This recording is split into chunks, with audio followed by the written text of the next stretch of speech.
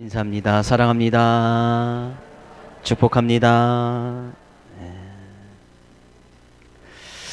어떤 새 신자들을 데리고 이제 성경 공부 모임하는 시간이 있었습니다. 그래서 마태복음서부터 쭉 살펴보고 마태복음 1장을 쭉 살펴보는데 얘기가 마태복음 1장에는 마리아가 성령으로 잉태되어서 예수 그리스도를 임신하고 또 요셉은 또 그 성령을 통해서 그것을 믿고 나아가는 그런 사건이 기록되지 있지 않습니까? 근데 이제 갓 들어온 새 신자가 이제 보면서 도저히 이게 이해가 되지 않는 거예요. 어떻게 성령으로 잉태될 수가 있지? 막 하면서 자꾸 묻는 것이죠. 성경 공부를 인도하는 전도사님한테 계속 묻는 거예요.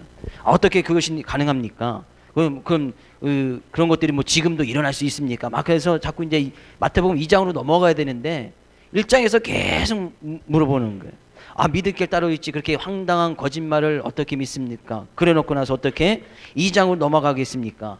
도저히 성경 공부가 이루어지지 않는 거예요. 근데 그 얘기를 이제 계속 듣고 있던 옆에 있던 다른 성도가 그 사람을 향해서 이렇게 이야기를 했습니다. 야, 지서방이 믿는다는데 왜 네가 난리야? 그랬다는 것이죠. 예수님께서 이 세상에 오셨고 십자가를 지었습니다. 부활하셨습니다. 믿으십니까? 재림하여 오실 것입니다. 성경이 말씀하신 그 모든 말씀이 이루어질 줄로 믿습니다. 천지는 없어질지언정 내 말은 없어지지 아니하리라 했던 주님의 말씀이 언젠가는 다 이루어진다는 거예요. 그러면 재림도 언젠가는 이루어진다는 것이죠. 그러면 주님께서 재림하여 오신다는 것을 우리가 지난 시간에 살펴보았고, 왜 그럼 주님께서 재림하여 오시는 이유가 뭔가? 재림하면 어떤 일이 이루어질까? 그 얘기예요. 재림의 사건이 왜 우리의 신앙 가운데서 왜 중요한가? 주님의 재림을 통해서 우리는 어떠한 모습을 주님 앞에 보여줘야 될까? 그것이 오늘 본문 말씀의 이야기를 하고 있는 것입니다. 주님이 재림하시면 이런 일들이 일어납니다. 슬기로운 처녀와 어리석은 처녀가 갈라지게 되어 있습니다. 양과 염소가 분리되게 되어 있고요. 달란트를 주신 달란트 비유대로 어떤 사람은 잘했고 충성된 종이라고 칭찬을 받게 되어지만 어떤 사람은 어리석고 게으른 종이라고 책망을 받을 일이 있게 되어진다는 것이죠. 재림은 무슨 사건이냐? 나눠지는 사건입니다. 나눠진다는 것은 반드시 그때는 심판이 있다는 얘기예요. 주님께서 심판의 주로 이 세상에 오셔서 다시 재림하여 오셔서 심판하시겠다는 거예요. 양, 염소, 슬기로운 처녀, 어리석은 처녀, 그죠? 달란트 비유대로 달란트를 가지고 최선을 다해서 그에 대해서 이익을 남긴 사람과 이익을 남기지 못한 사람과 나누게 되어질 것이다, 그런 얘기예요. 근데 우리는 생각할 수 있잖아요. 오늘 본 말씀도 생각할 수 있잖아요. 그때는 반드시 이루어질 것이고 언젠가는 그 주님의 재림이 이루어질 것인데 왜 이렇게 더디 오시는가 하는 얘기예요. 어떤 분들은 빨리 오셨으면 좋겠다 생각하시는 분도 있을 것이고, 아니면 차라리 좀 더디게 아예 안 왔으면 좋겠다라고 생각하시는 분도 있을까 모르겠습니다.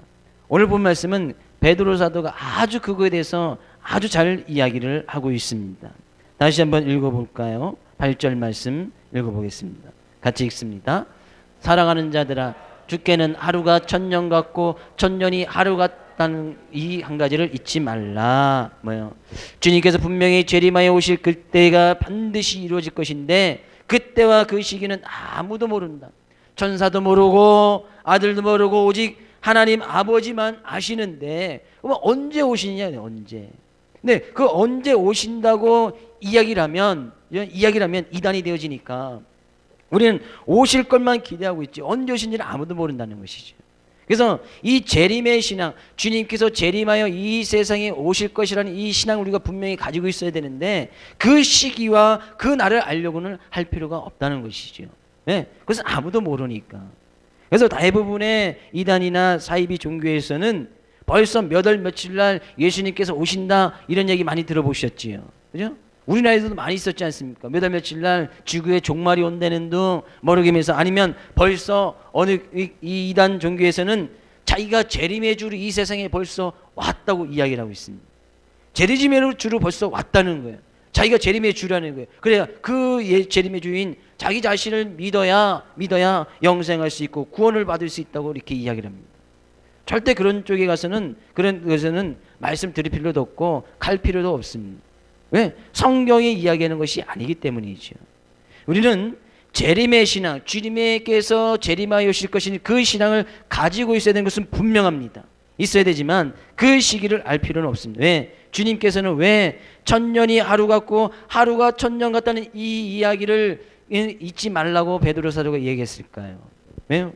주님의 시간표에서 주님의 영원한 시간에 비춰볼 때 우리의 천년은, 우리가 지나가는 이 천년은 하나님 앞에서 하루가 지나가는 것 같이 여겨진다는 거예요.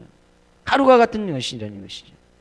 물론 그래서 우리가 주님을 믿고 나가는 우리의 신앙 가운데서는 주님의 재림의 시간이 우리의 인간의 시간표에서 이루어지는 것이 아니라 하나님의 어떤 경륜 가운데, 하나님의 뜻 가운데 이루어진다는 그런 사실이죠. 그래서 모든 지금 이 세상에 있는 거짓 교사라든지 이단 교주들은 다 이 재림의 문제를 가지고 다 건들고 있습니다. 왜? 그만큼 신앙에 있어서 아주 중요한 문제이기 때문이다 그런 얘기예요. 이 재림의 문제는 아주 중요한 것이다 그런 얘기예요.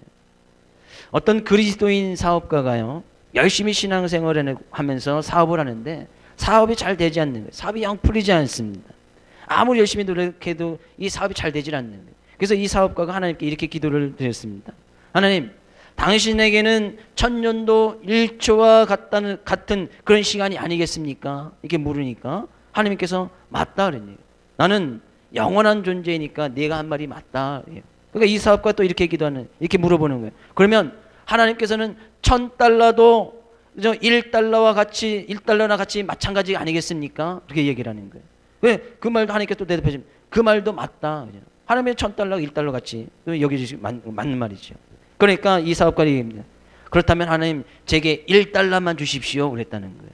그러니까 하나님께서 곰곰이 생각하시다가 이렇게 대답했답니다. 네가 원하면 줄 테니까 1초만 기다려라 그랬다는 거죠. 반드시 그날은 온다는 거예요. 반드시 재림의 시기는 온다는 거예요. 우리는 그 주님의 말씀 있는 그 말씀 그대로 우리는 믿고 나가야 된다는 것이죠. 하나님께서는 우리가 인간 시대 지나고 2000년 지금 주님이 오신 지 2013년이 지났습니다만 그것이 하나님 보시기에는 겨우 2초와 같은 그런 시간이다는 거예요. 왜 그렇습니까? 9절 말씀 가서 볼까요? 9절 말씀.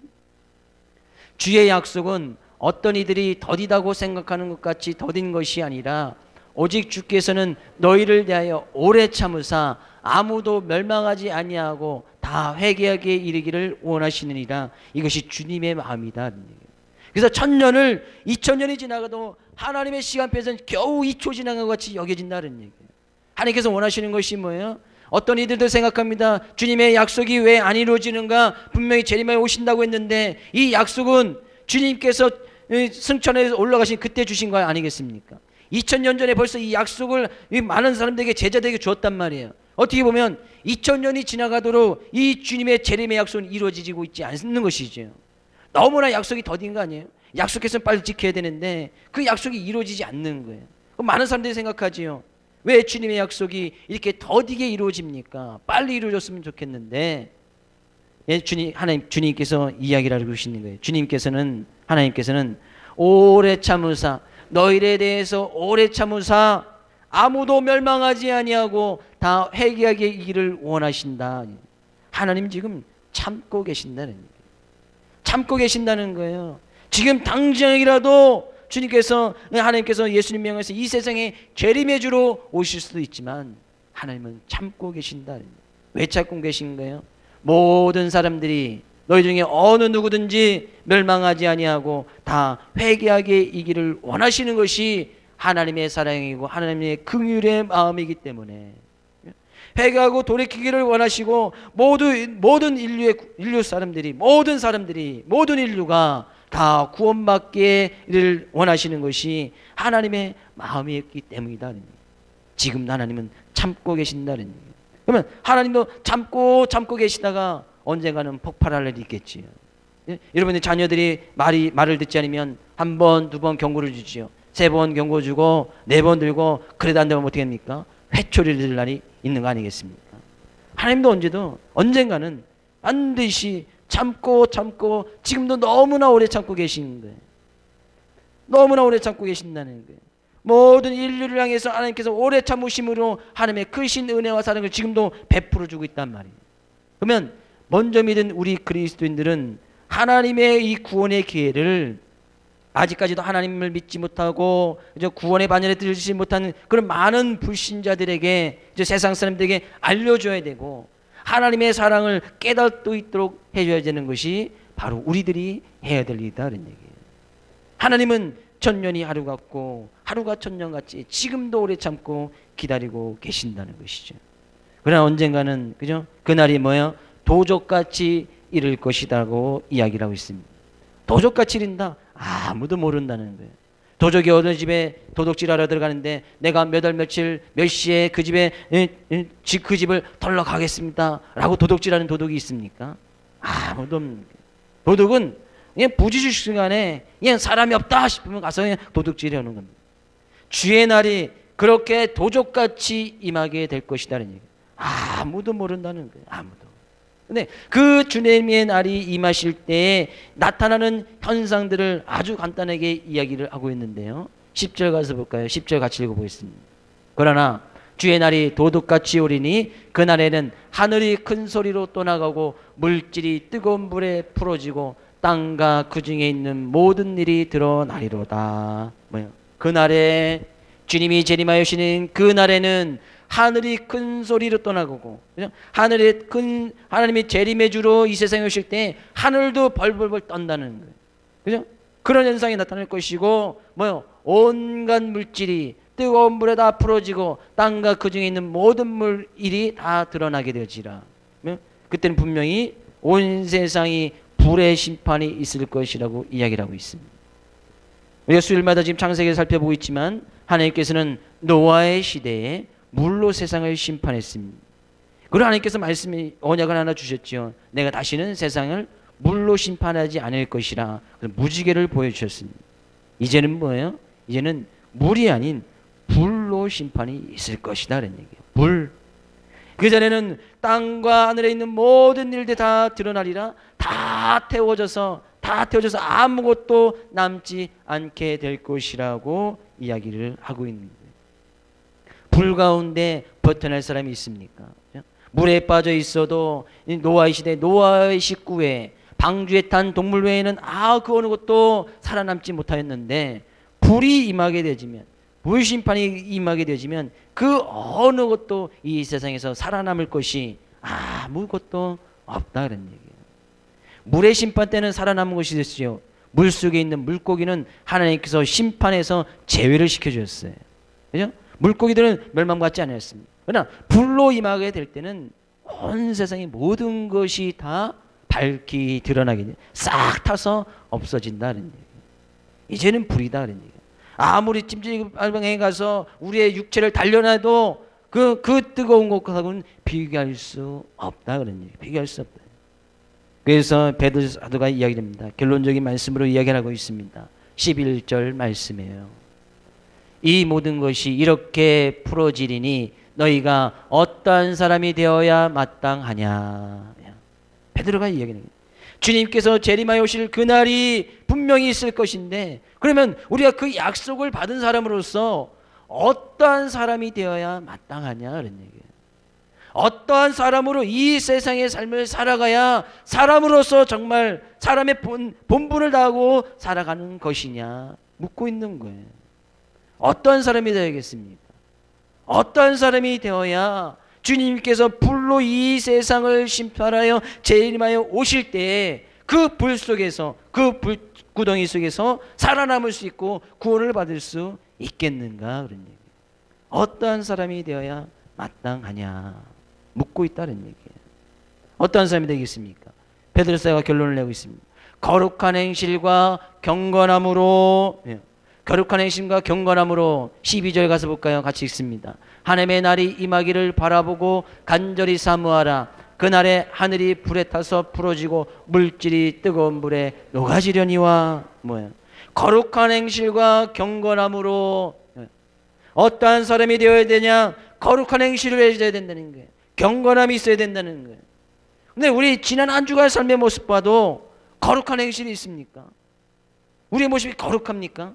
우리 행실이 정말 경건한 모습이었습니까? 아니잖아요. 그러면 주님께서 재림하여 오실 때 불의 심판에서 피하지 못하겠습니다.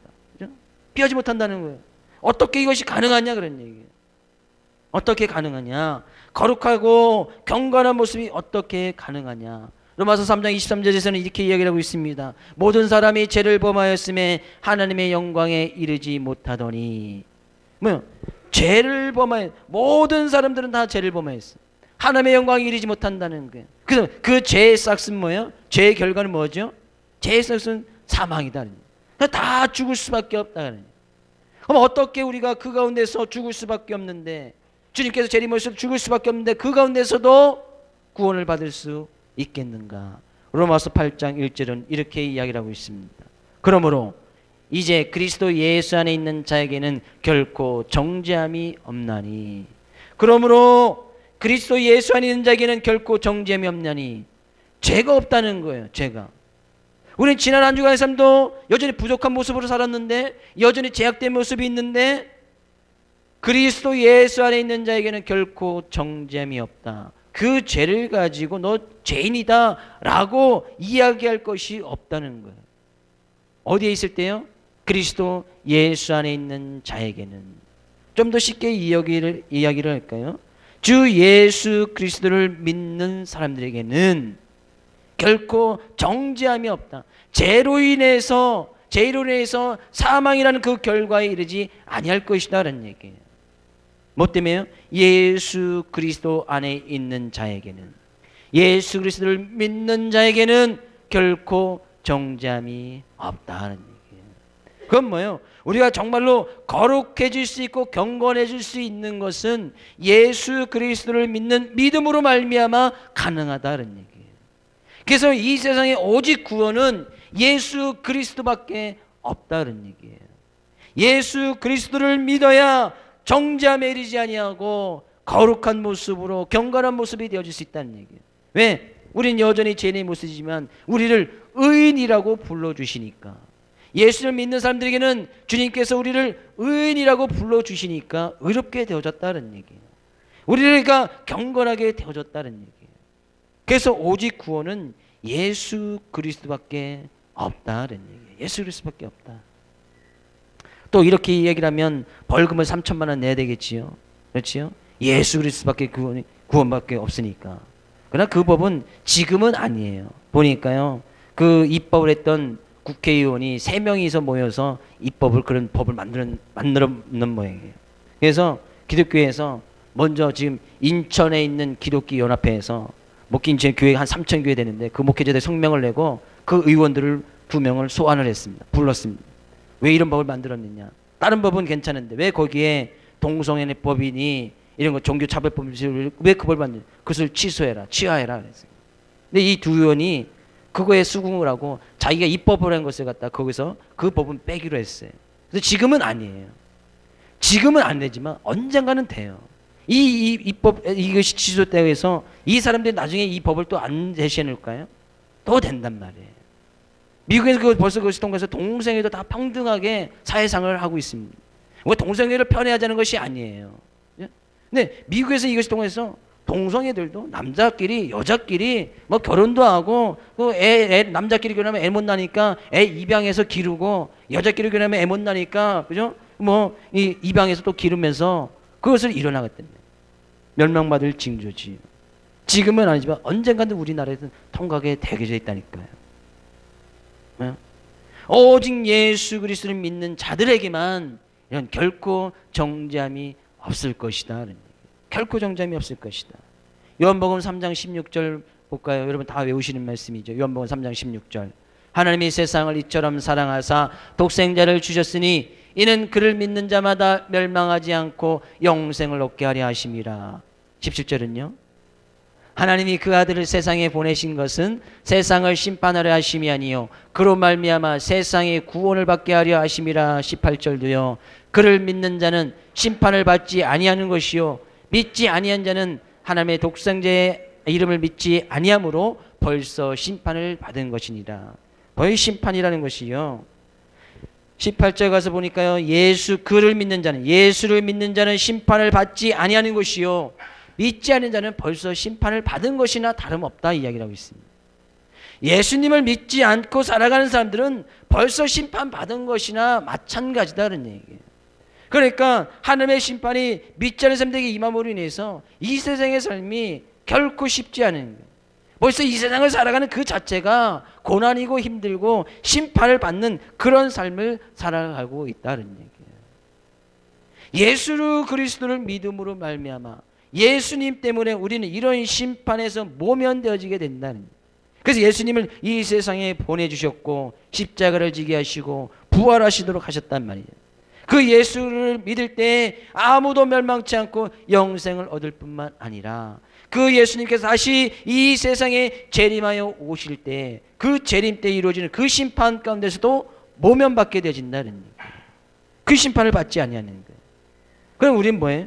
예수님을 잘 믿어야 된다는 거예요.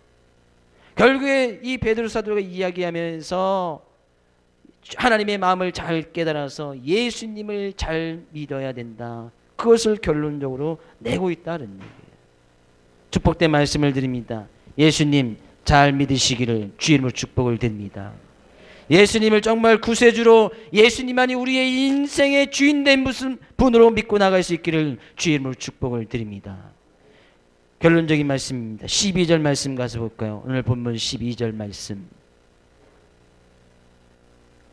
하나님의 날이 임하기를 바라보고 간절히 사모하라. 그날에 하늘에 불이 타서 부러지고 물질이 뜨거운 불에 녹아지려니와.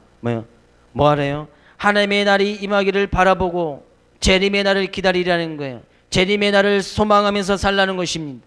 주님의 날을 임하기를 바라보라는 거예요.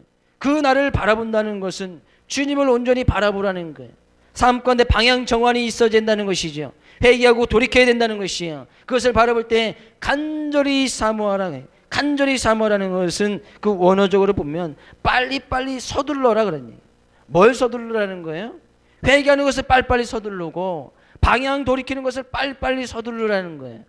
양다리 갖추고 있는 것을 갖다가 빨리빨리 서둘러서 한쪽으로 온전히 의지하고 나가라 그래요. 빨리빨리 서둘러라 그래요. 인생에 있어서 개인의 종말이 언제 올지 아무도 모릅니다. 여러분 개인적인 종말 언제 있어요? 개인적인 죽음 언제 올지 아는 사람이 있습니까? 아무도 모르지요. 인류의 종말 내일이 올지 모레가 될지 글빼가 될지 아는 분이 있습니까? 아무도 없지요. 그러면 그 날이 오기 전에 언제 올지도 모르는데 빨리빨리 서둘러서 그죠? 간절히 사모하면서 빨리 서둘러서 방향을 돌이키라 그러니까. 무엇이 삶 가운데 우선순위가 되어 있는지, 내가 정말 무엇을 믿고 나가는지, 나의 삶 가운데 정말로 의지하고 따라야 될 것이 무엇인지 빨리빨리 서둘러라 그런 얘기예요.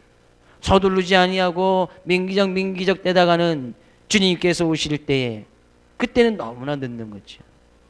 어리석은 처녀는 신랑이 오실지를 밤에 올지를 생각지도 않았어요. 밤에 신랑이 오니까 한 번 문이 닫힌 문을 그때 가서 기름 준비하고 해봐야 소용이 없었다는 얘기예요. 한 번 닫힌 그 문은 절대 열려지지 않는다는 얘기예요. 그때 가서 열심히 믿을 걸 해봐야 소용이 없다는 얘기예요. 그때 가서는요, 지금께서 하나님께서 오래 참고 우리에게 기회를 주시고 계시지만, 우리에게 지금 긍휼을 베푸시고 은혜와 사랑을 베풀어 주시지만 그때는 단호합니다. 하나님께 그때 되면 단호하게 문을 한번 딱 걸어 잠그고서는 절대 열어주지 않는다는 얘기예요. 그때 가서 아무리 문 두들겨 봐야 소용이 없다는 얘기죠. 왜? 열어주지 않으니까요. 하나님께서 닫으면 그 열자가 누가 있겠습니까? 아무도 없는 거예요. 뭐요? 그날에는 하늘에서 불이 타서 부러지고 온 물질이 다 뜨거운 불로 녹아지려니와 불의 심판이 있을 것을 분명히 이야기를 하고 있다. 불의 심판이 있을 것입니다. 분명히 있습니다. 주님의 재림은 분명히 이루어집니다. 언젠가는 이루어질 것입니다. 제가 여러분에게 지금 이 말씀에서 겁을 주려고, 그러니까 우리는 종말론적인 신앙을 가지고 살아갈 것을 그렇게 지금 권면하고 있는 것이 아닙니다. 이 말씀은 제가 말씀 안 해도 성경이 기록하고 있고 언젠가는 이루어질 것이니까.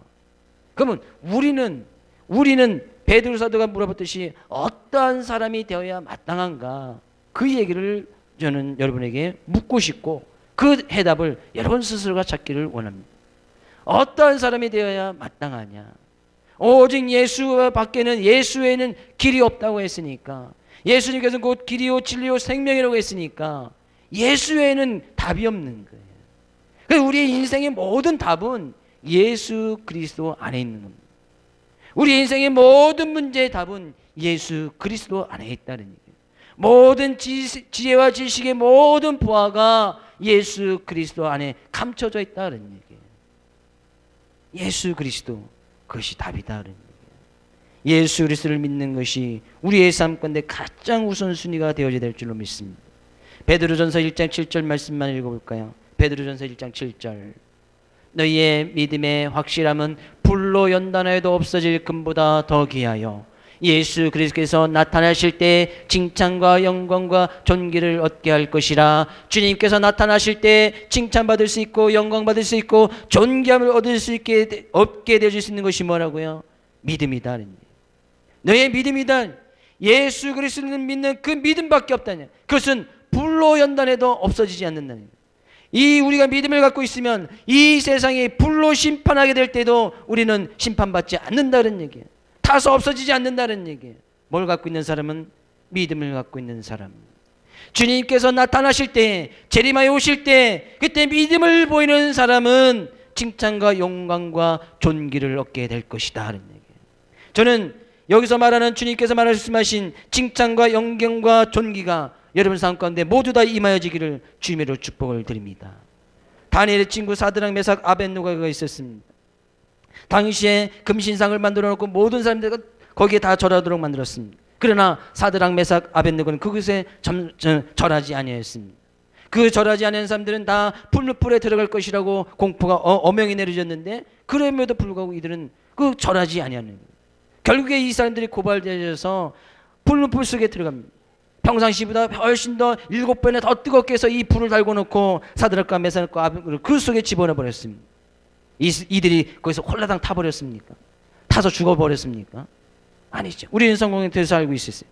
그 뜨거운 불에 들어갔었어도 이들이 하나님을 온전히 믿고 나가는 그 믿음을 가지고 그 불 속에 들어갔는데 거기서 살아서 나왔다는 얘기예요.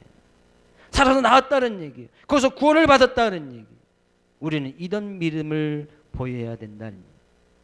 어떠한 사람이 마땅하뇨? 어떠한 사람이 되어야 마땅하뇨? 이런 믿음을 보일 수 있는 사람이 되어야 된다는 거예요. 불로 연단해도 불심판이 있어도 그 가운데서 오직 살아남을 것은, 그 가운데서 남는 것은 믿음밖에 없으니 이 믿음을 단단히 세우고 이 믿음 위에 거해야 된다 그런 얘기예요. 다시 한번 물어볼까요? 어떠한 사람이 되어야 마땅하뇨?